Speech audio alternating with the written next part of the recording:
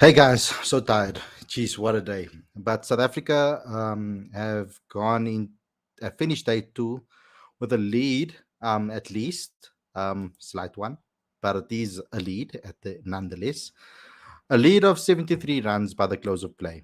It was a crazy day of cricket today. I would say in parts boring as well, underwhelming in some ways, particularly towards the end of the West Indies innings, and have a task on our hands to be able to bat out day three and get ourselves into a lead that is defendable, of course. The West Indies, as per usual, showing their style in flashes, etc., and showing their ability in flashes, and not necessarily dominating in many ways. But we'll be talking about this on the show today. This is the review show. I hope you guys are going to enjoy this one. Get involved in the live chat, etc. I will be reading them out very soon. After my comment, I'll be reading anything that is there in the live chat. But before we get going, before we get started, there's a couple of things that you guys have to do. 40% of you are watching our videos and not subscribing. So please, the first thing you need to do, that button's red, please click subscribe, click that notification bell for all future videos. Also, what I'd like you guys to do is also download the latest issue of Cricket Fanatics magazine monthly. Every issue is 100% free, straight to your inbox every month. The link is on the screen now and as well as in the description.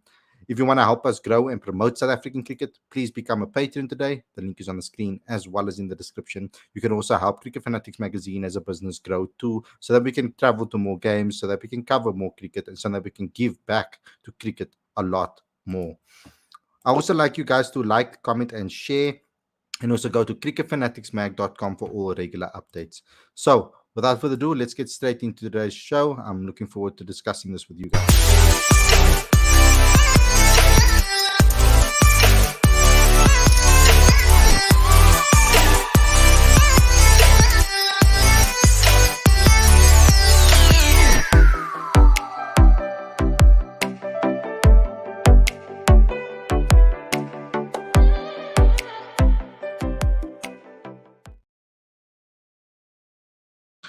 A very good evening and welcome to Cricket Fanatics magazine. This is your review show. I'm your host Khalid, and this is the show where we talk about everything that has to do with day two of the second test between South Africa and the West Indies. Now, it was an interesting game. South Africa, the Proteas dismissed the Windies for 251 on day two of the second test, but the game started off with a pretty quick end to the South African innings on day two. 3 wickets in 18 minutes, guys. So the Proteas all out for 320, adding just 9 runs to their overnight score. I mean, Henrik Klaasen losing his wicket cheaply once again. I was very disappointed with him today. I really hope that he would be able to go and do what he was brought in to do, and that score runs quickly. And I was hoping that he could do that very quickly in the first session, in the first half an hour, pile on the runs, but he wasn't able to do so. But our bowlers responded very aggressively with the ball to reduce the Indies to 73 for 4 by lunch. The second session, though, was all about South African quicks, and Vian Mulder got the breakthrough through Roston Chase, who scored like 28. We shouldn't have let him get that far, but he did. And he looked to drive a full delivery on the off stump. He got a thick inside edge onto his back leg, and the ball rolled into the stumps. It was a very unlucky dismissal, and he was very distraught when he lost his wicket. And they lost their fifth by this time, and after they just got past the 100-run mark. And then Kyle Mayers also got into the mix as well. He got himself to 29, but then he lost his patience. You could see he lost patience, and then he nicked off to Dean Elgar at first slip. And that made his team knocked his team down to 116 for 6. And then at T, West Indies were 143 for 6 in 51 overs, and Joshua De Silva was at the crease at the time. And the star man for them, Jason Holder, was on 19 at the time, and De Silva on 15. Then after T, we brought in our spinners, which we knew that was going to happen. And both spinners took a wicket. Simon Harmer and Keshav Maharaj struck to reduce the visitors to 162 for 8. Harmer gave a ball a bit of flight and spun and slipped between the bat and pad of De Silva, was drawn forward to defend and hit the top of his off stump. And then the next wicket was by Maharaj, who took some great reflections at Silly Point by De Zorzi. He was brilliant there today at Silly Point. I mean, Yes, he got knocked on the helmet as well today. It was very scary that moment. I thought that he was injured, and I'm happy that he's not. But Joseph pushed with the hard hands to at the delivery outside off, and it popped up into the field, and he juggled it a bit before he actually took the catch. So it was a very good catch from Tony DeZorzi. And then Gerald Kutsia got his second wicket with a short wide delivery, which Roach swiped at, but he found the edge to Alga for another catch in the slips. That was a brilliant catch as well because like his hand was right on the ground almost. It was a very good take. And West Indies was 7 down, just shy of the 200-run mark at this point.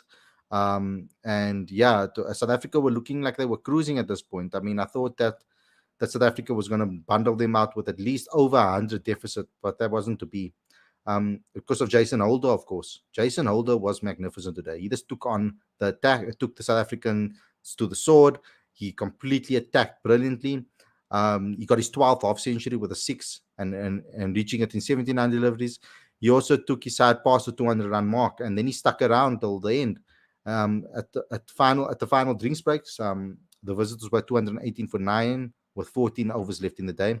He continued to hit his boundaries to take the side below 100-run deficit. I was hoping that it was going to be more than 100-run deficit. I started to look at the Proteas did not want to bat in the final session, because at the end of the thing, they refrained from bowling their strike bowler, Kagiso Rabada, who could have possibly taken the final wicket much earlier. Instead, they brought on the likes of like Simon Harmer and Keshav Maharaj and Vian Mulder, who were put away quite comfortably, and they were punished actually. I mean, there was a point in the match where Simon Harmer was bowling, and they put all their fielders on the boundary, trying to force Jason Holder to hit big. Um, Harmer did, however, take the final wicket shortly after the Windies passed the 250-run mark, and the visitors were all out for 251 with a deficit of 69 runs. Holder ended with 81 of 117 balls, with 8 fours and 4 sixes. There were 3 overs left in the day for South Africa, and the Proteas openers went on to bat with the aim to see out the day, and they did so. The openers took their lead to 73 by the close of play. 4 not out is the current score. So it was an interesting game. That was the summary of it. Let me get straight into your. It was a bit boring though for me. I don't know if I'm too spoilt from a from a SA20 perspective, but it got a bit dragging in the middle, and I was just trying to see them just knock over the guys easily and cheaply, because I mean West Indies were there for the taking, but Jason Holder batted beautifully. Even Moti at the end there both batted beautifully. Let's see some of the live chat and see what you guys have to say. Official TV saying I expect only 30 from Bafuma. Holder batted really well, underrated in Test cricket. I think he got a double century to his name as well. Klassen should be dropped, says official TV. Yeah, that one catch at the end he dropped as well. He doesn't look that great behind the stumps as someone like Calvarena. But I was hoping that with the bat, at least he'll be able to show what he was picked for. And in these 2 Test matches so far, he hasn't really shown it. Hopefully, in the second innings, he can get a good score. Protest batsmen can't score 100 against Windies. Then how do we expect them to score against the top 4? Okay. Game is 65-35 our favor, I'd say. But the first session tomorrow will tell us about more in terms of the game and how it looks. I saw them rolling the pitch quite heavily towards the end of the day's play. And I think that the pitch is looking a little bit more flat, but that patch in the middle there that Keshav was trying to aim at and what Mulder was trying to aim at is still going to be the key decider on how many wickets are going to fall. I mean, I think in the morning session it should be quite easy to bat on, and I hope that these guys can survive, put on some runs, score brilliant, score free flowingly as well, but not be forced into trying to score too quickly. Um, I'm predicting that this game is going to go on to day 4. And we'll see what happens on day 4, dependable on the West Indies batting performance. But South Africa, I think they need to go in here with a mindset of scoring big hundreds, scoring big scores, and trying to push this total to as much as they can on day 1. I mean, day 3. I want them to kind of bat West Indies out of the game in day 3. If they can do it before tea, that would be brilliant. And in the last session, they can try and get a couple of early wickets. That would be the perfect scenario. Klassen has to be dropped, give his wicket. Both spinners terrible, half trackers, no pressure, and don't we know West Indies prefer spin over pace? Terrible. What message would it give other players if a batter gets 2 Tests under the new regime to prove himself? Klassen deserves a good crack at it, but will need to improve, no doubt. Well, we will. Yeah, that's true as well. Unfortunately, in this game, we haven't necessarily seen that happen. Fair chances given, but it's a new regime, so let's see how they change their mentality going forward. Klassen is frustrating, giving his wicket away every time. I'm okay with giving chances. Problem is, he's giving his wicket away every single time. He's not learning. That's common sense. Can't chase ball to so wide to balls that are wide. Um, yeah, I guess so. I feel that now that Shukri is backing Klassen in this particular arena, we kind of need to just hold on and wait to see how he develops, because I don't think it's fair to just give him one test, two tests, and then say, okay, cool, you be done with you. They've already made the decision that we don't agree with, and that is dropping Calvarena. So they've already made that decision. So now they have to back the guy that they've picked over Cal. So that's the kind of situation that we're sitting in, and we just have to accept that that is how it is. I'm not necessarily saying that it's that it should be that it's okay to just drop players left, right, and center. It's not. I don't agree with doing that. I think that players do deserve a chance, especially when they've been trusted. But in my opinion, obviously, I think it was a little bit unfair, of course, of Carl. But we are sitting in the situation that we are, and I'm going to try to support Carl as best as I can, not Kish. Sorry, guys, I'm extremely tired. It's been a hell of a long day. Poor captaincy from Timber Bavuma, giving overs to spinners rather than fast bowlers was the wrong decision, in my opinion. Look, I think the aim was to try and eat up the time. I don't think South Africa wanted to bat in that last session. They wanted to face as little amount of overs as possible in that last session. So that's what I think happened. Because you do get the extension of 30 minutes, and we played until that extension, until the overs were up. And it worked in South Africa's favor from that perspective. But I was hoping that they would obviously bowl tighter and try to keep the deficit as well. Um, that was the thing that I was a little bit upset about. But I feel that they do package themselves as a batting unit, and I think that they will put on a good total from a South African perspective, in my opinion. West Indies are back in the game. In the first session, our openers don't score much, then we know the collapse is on the line. In the last two wickets scored 89 runs, whereas we scored 82 for 8 wickets. Lower order contribution is necessary. Khalid, South Africa's tactics of two spinners is awful. Um, we'll have to see. I think the aim of this test was always to go on to day 5. I don't think the players went into this test match thinking, okay, it's going to be a 3-day test or a 4-day test. The mentality is that it's going to have that there is going to be um, a 5-day test. I mean, Shukri spoke in the press conference about how spin will come into play on day 3, day 4. So the aim is to be able to survive against West Indies spinners and try to put on a massive total and try to bowl them out in the final 2 days. That's obviously the strategy going forward. Trying to reduce time to bat bowlers gave runs and lead became less. KG didn't bowl during that post T session. He also went off before T Nigel. Um, it was. It's not. I'm not 100% sure what the reason was. Because I was also looking at his body language, and his body language kind of looked like he wanted to bowl. From my opinion, but that's just what I'm seeing from afar. Um, I don't necessarily think that that is the case. I'm not. I don't know. I'm not in the know. Let me put it to you that way. So it was a bit strange for them not to bowl him. But if he did have a little bit of a niggle, then that would make total sense why they didn't bowl him and they tried to rotate and take the wickets. But it did seem like they were trying to get until the end. Um, Janssen rested when there's only 3 tests this year is still a joke. A bigger joke is Klaasen over Carl, but at least we back to winning ways. I don't think Janssen rested is a joke, because it's not only about Test cricket; it's about the other formats too. We've got two important games against the Netherlands that we need to win to qualify. We also have got T20s coming up as well, but it's more the ODIs that I'm worried about. So they wanted to give him a rest. I think they had a conversation with Rob as well, so that he can be fully fit probably for the ODIs as well, so that we can play the Netherlands and win those games and obviously qualify. But Janssen, being rested. Um, the guy's played a hell of a lot of cricket. We can't deny that. He's played a hell of a lot of cricket. Um, Janssen is not in the ODI squad, so resting him was not needed. That's also quite true. Um, but I do. They could have looked at it either way, because the guys played a hell of a lot of cricket in this last years.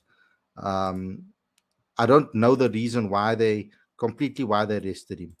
Um, KG has a back issue, says the commentator said. Yeah, we weren't really given information on that in the press box, because all of us were talking about, why is KG not coming into bowl? Why is KG not coming into bowl? So we were all surprised about that as a whole, and why he wasn't there. Um, I know that Marco Jansen isn't currently in the West Indies ODI squad, um, but he is in the third ODI squad versus the West Indies. So that is obviously why they're trying to rest him, because he's going to be playing an ODI against the West Indies in the third ODI, most likely, because he is in that squad. There's two squads, ODI squads, that were given for the first and second ODI against the West Indies, and the third ODI against the West Indies. And then he's also part of the T20 squad.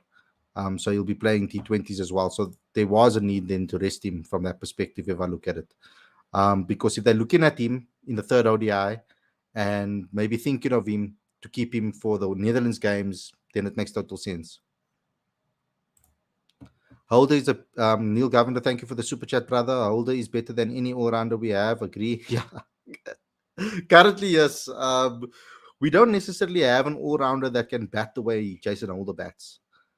So it's a problem. I would like to see someone like from the domestic arena, like Mapungwana, maybe get a chance. I see a lot of Jason Holder in Mapungwana, the way he approaches the game, the way he plays the game of cricket.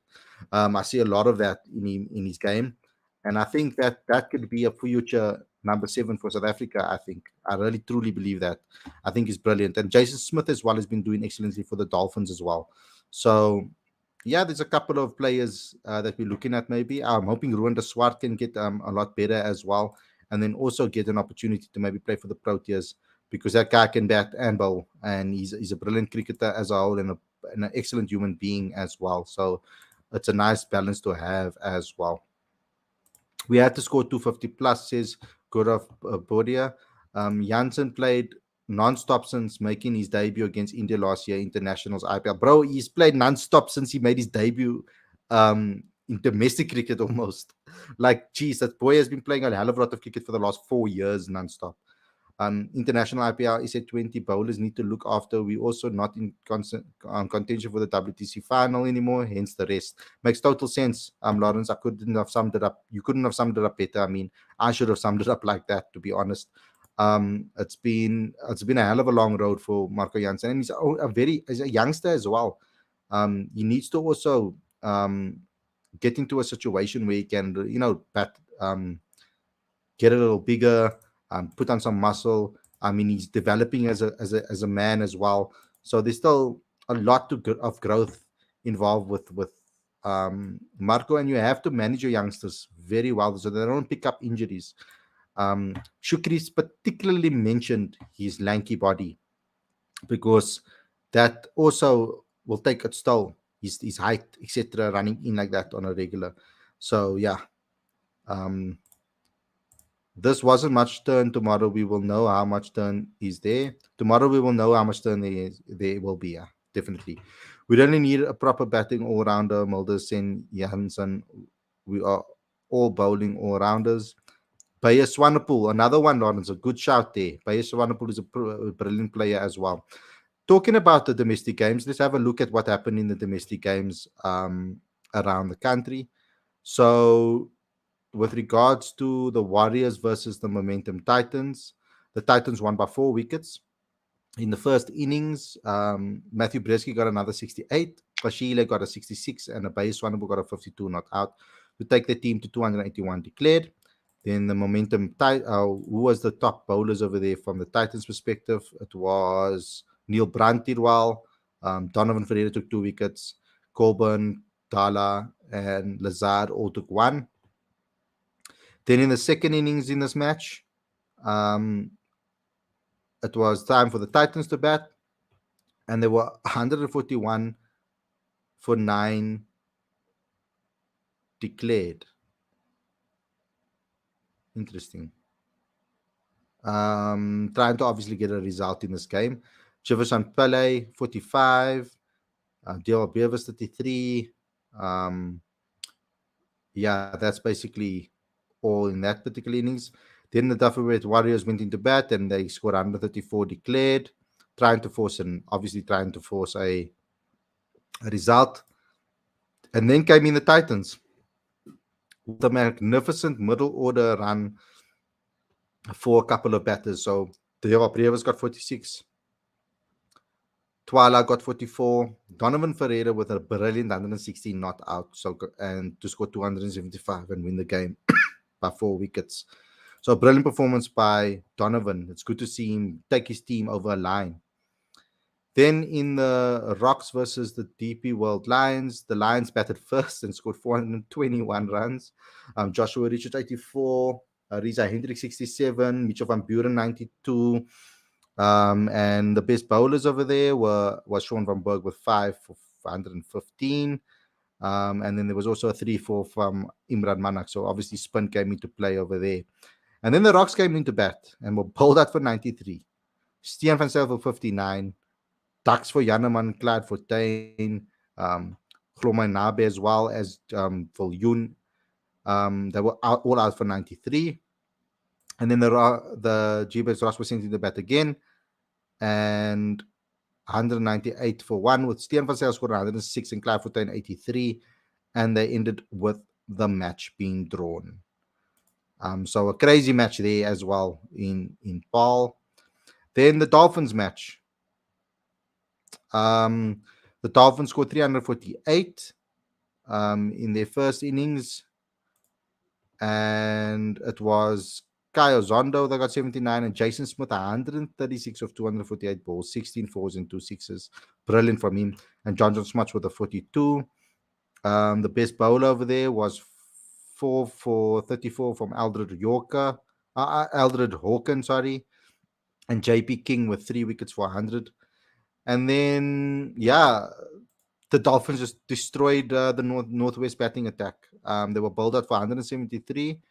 Top score over there was from JP King, 33.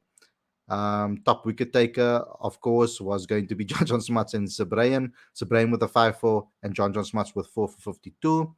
And then sent him into bat again.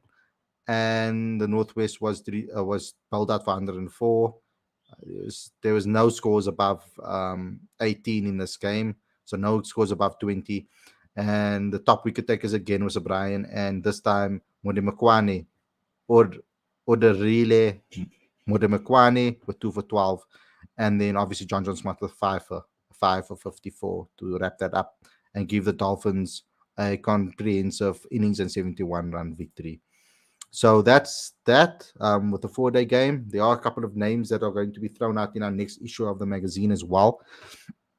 So that's a nice summary I wanted to give you guys of the 4-day game as well. I have a bad feeling our batters won't step up, says Gaurav. Let's believe, guys. Let's believe in this, because there's not really much to talk about in this particular game when it comes to what happened. I mean, West Indies didn't really necessarily bat that well. They looked very impatient a lot of the time. Lawrence Bailey and Jason Smith's averages 45 in first class cricket, making the move to the Dolphins. Change of scenery did him a good, I'd say. I'd agree with you. I gave him that. I spoke to him as well and gave him that advice that would be a good move for him. And it's doing wonders for him. He's batting brilliantly. He's bowling decently as well. But it's particularly his batting that I'm being very impressed with. And also, you're bowling at the Kingsmead with the ball spinning as well, so that's a good sign as well. So guys, that's how the match stands currently. South Africa, it's going to be an interesting one. Day 3 is going to be an interesting one. It all depends what happens in that first session for South Africa. Um, if we can go into lunch with a decent total on the board, come into the second session and really come survive and bat without many wickets falling, going into tea comfortably. I think if we can bat quickly, it would be even more to our benefit, because that means we'll have day 3 and day 4, which will probably the end of day 3 and day 4, the start of day 4 going into the rest of day 4, with the ball probably spinning and favoring our two spinners. So it's a very key factor in this match is going to be the strategy. 100% is going to be the strategic moves that we're going to be making in this particular game. How are we going to go about um, bowling on this wicket, batting on this wicket? Can we do it?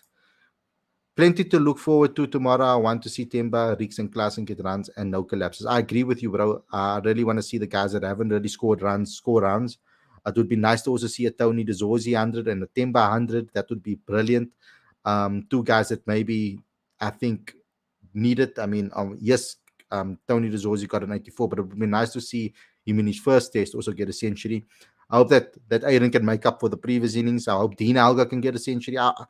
Obviously, everybody. I want to see everybody score. Neil Governor says, Khalid, I hope you'll beat Peters today. Give me a shout sometime with some help with the channel. Thank you, bro. I did give my email address. I'll give it over here as well, so you can get in contact with us with whatever you want to help with. But this is my email address, guys. It's Khalid at cricketfanaticsmag.com. Khalid at cricketfanaticsmag.com. Cool. So you guys can contact me there if you do need, if you want to talk about sponsorship, if you want to talk about how you guys can help the channel out with regards to donations, etc., or sponsorship, or helping us get sponsors, etc., contact me there. No fast bowlers were against Taylor Rabada, says Chatan Hans. So yeah, like I said, I want to see those batters bat with personality, bat with concentrate and get big runs. I want to see big runs getting scored on this particular wicket. I would like us to see us score 300 plus. That's what I would love. And 350 even, if we can. That would be brilliant. I mean, when last have we seen South Africa hit 350, 400, you know? I would love to see that happen.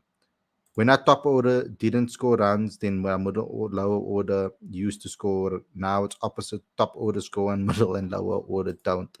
Yeah, because there's a lot of reshuffling that is happening in this team. Dean and Aiden know each other very well. They've played for South Africa before in big test matches as well. So that's why the solidity at the top of the order was very important. Now we've got Tony De Zorzi that has scored runs as well. So I'm hoping that he can back that up. But we need now Bavuma and we need Rickleton to put on some runs and Klaasen. That lower order is new, fresh.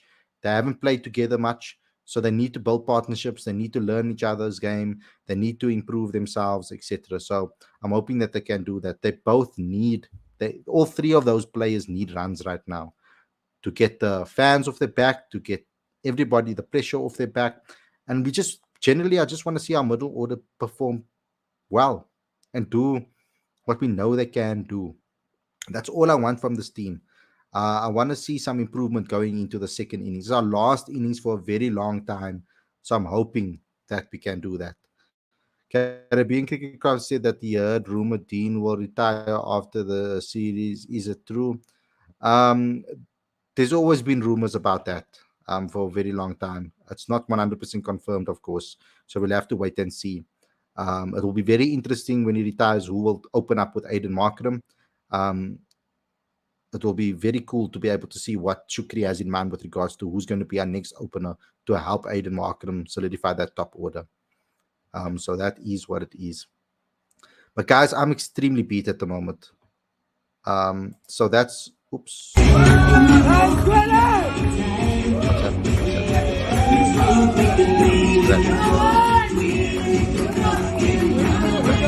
so that's it for Melbourne Test cricket, at least for now. We'll have to wait and see what happens with Vian Mulder. I would like to see an improvement. I would like to see an improvement